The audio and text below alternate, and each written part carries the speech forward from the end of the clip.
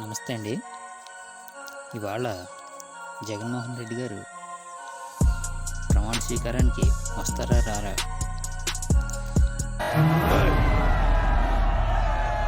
బహిష్కరణ బహిష్కరణ బహిష్కరణ బహిష్కరణ బహిష్కరణ.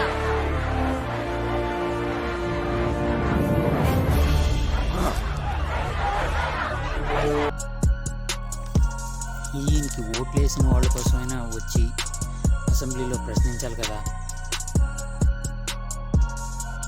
సిపిఐ, సిపిఎం, ఎంఐఎం పార్టీలు కదా, కేవలం అధికారంలో ఉంటే మాత్రమే అఫీషియల్గా వచ్చిపోతారా? ఈయన పదవులు ఈయనకి అలంకారం ఏంటండి? పదవులు వీళ్ళ కోసమా ప్రజల కోసమా? వీళ్ళు ఏమనుకుంటున్నారండి? ఏది ఏమైనా ఇవాళ జరిగే ఎమ్మెల్యేల ప్రమాణ స్వీకార కార్యక్రమానికి జగన్మోహన్ రెడ్డి గారు వస్తే ఆయన మనసును చంపుకొని వచ్చినట్లేనండి.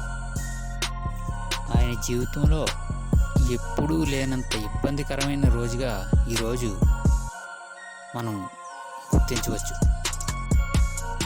ఒకవేళ అసెంబ్లీకి రాకపోతే అది కూడా అవమానమేనండి. ఏమంటారంటే, అదిగో జగన్మోహన్ రెడ్డి గారు భయపడి అసెంబ్లీకి రావడం మానేశాడు, బాధ్యత లేదు ఆయనకి అని అధికార పక్షం వాళ్ళు అవకాశం కూడా ఉంటుందండి. ఏదైనా సరే ముందు నుయ్యి వెనక గొయ్యి అన్న మాదిరిగా ఇవాళ జగన్మోహన్ రెడ్డి గారి పరిస్థితి ఉంటుందండి.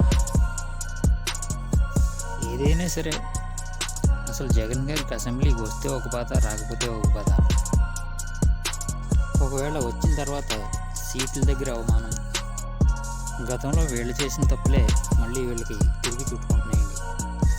ఒకవేళ వచ్చిన తర్వాత గట్టిగా పాలసీ బేస్డ్గా మాట్లాడే 11 మంది ఎమ్మెల్యేల్లో ఒక్కళ్ళు కూడా లేరని చెప్తున్నారు. మరి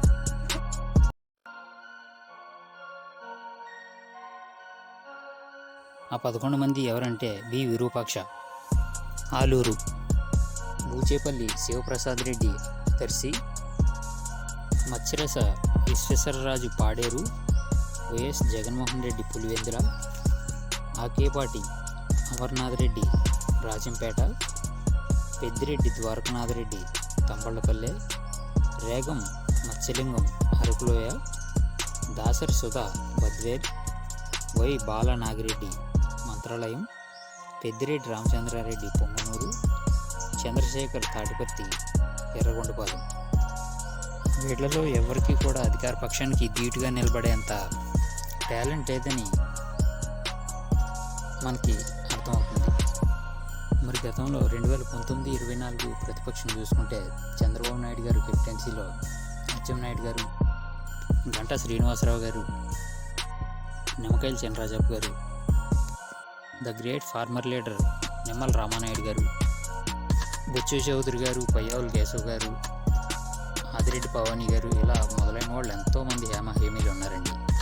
మరి పోయినసారి కేవలం 19 మందితో 151 మంది ఆడుకున్నారు. ఈసారి 11 మందితో 160 మంది గేమ్ ఎలా ఉంటుందో చూడబోతున్నాం.